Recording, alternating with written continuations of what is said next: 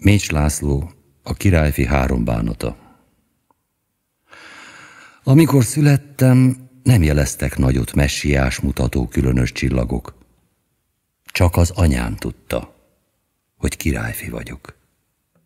A többiek láttak egy síró porontyot, de anyám úgy rakta rám a pólyarongyot, mintha babusgatná a szép napkorongot. Maga adta nékem édessége teljét. Úgy ajándékozta anyasága tejét, hogy egyszer a földnek bennem kedve teljék. Isten tudja, honnan palástot kerített.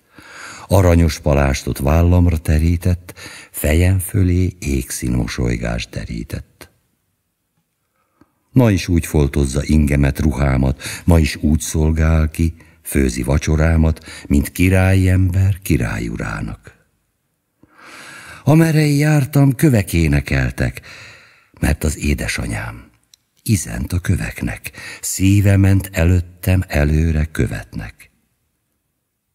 Amíg ő van, vígan élném a világom, nem hiányzik nekem semmi a világon. 3 bánat teszi boldogtalanságom.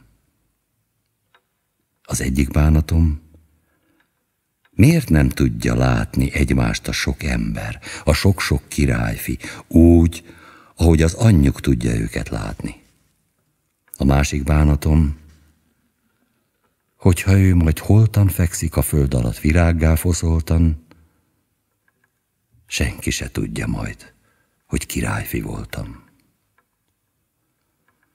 Hogyha minden csillag csupa gyémánt volna, minden tavaszi rügy legtisztább gyöngy volna, kamatnak is kevés, nagyon kevés volna.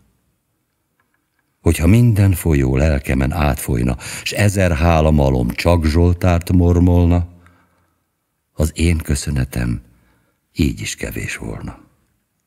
Hogyha a föld minden színmézét átadom, az ő édességét meg nem hálálhatom. Ez az én bánatom, 3. bánatom.